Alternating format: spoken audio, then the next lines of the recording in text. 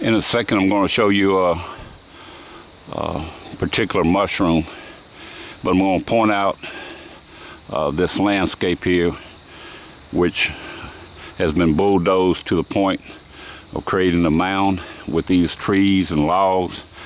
The reason why I mention that, this is disturbed soil, and it's one of the characteristics for identifying these lepiotas.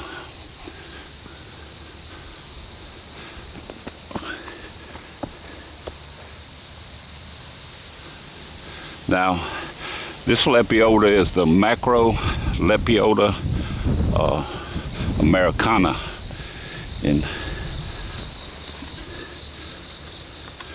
one of the identifying characteristics is that when you touch it or rub the stem, it immediately turns yellow to orange. And some people refer to this as a reddening lepiota.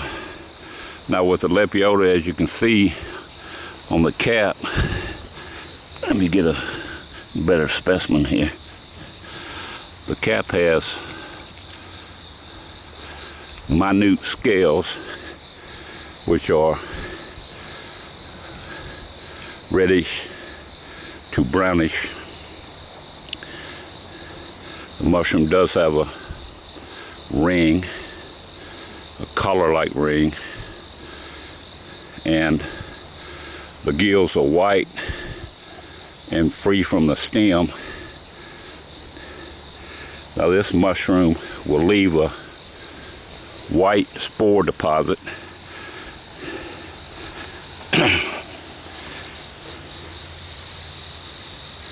which I don't have a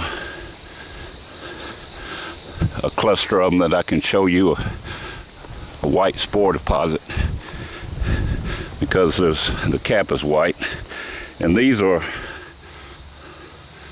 younger specimens.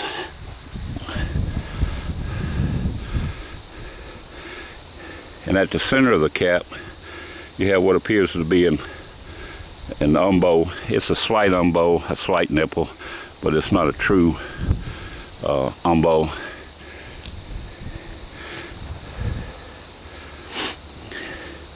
Now, if this mushroom had a cap with large scales and it had a green spore print, this would be the chlorophyllum molybdite. That's the chlorophyllum molybdite, which is referred to as the green spored lepiota.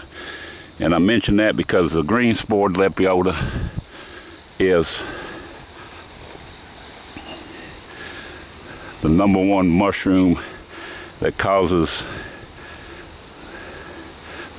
the majority of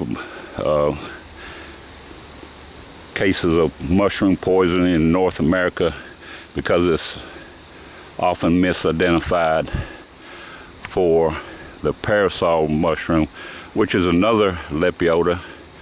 It's called the Macrolepiota procera. Now, the parasol mushroom has a white spore deposit, and the stem has a beautiful herringbone design. It looks like snake scales all up and down the stem, and it has a true umbo nipple bump in the center of the cap. But the green spored lepiota has green spores, and the parasol mushroom, which is edible, has white spores, the herringbone design. Now, this particular mushroom is edible. It's considered a good edible Now, here's another characteristic. When you look at older specimens,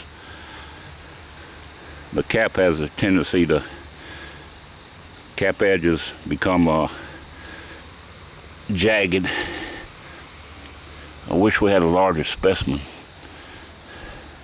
but that's another characteristic of this mushroom. So the Macrolepiota Americana bruises yellow and orange, has a collar-like ring. The cap is white and it's covered with minute scales, and the center is smooth,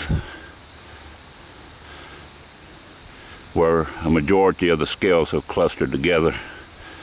And the main identifying characteristic, once again, is that it will stain yellow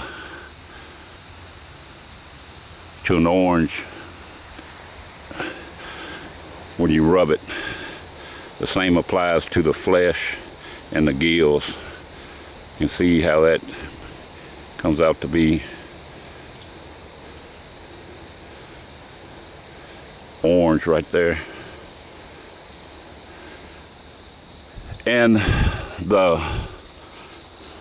Macrolepiota Americana, the reddening lepiota, grows in disturbed soil because it's a saprobe growing on dead leaf litter, dead trees and logs.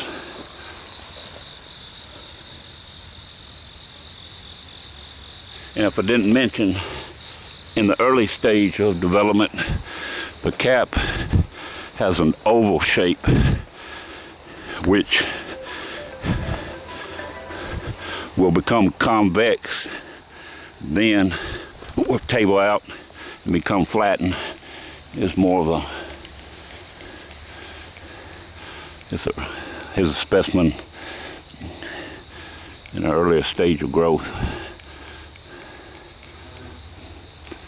And we have the older specimens, and you can see the gills are deep, dark, reddish brown.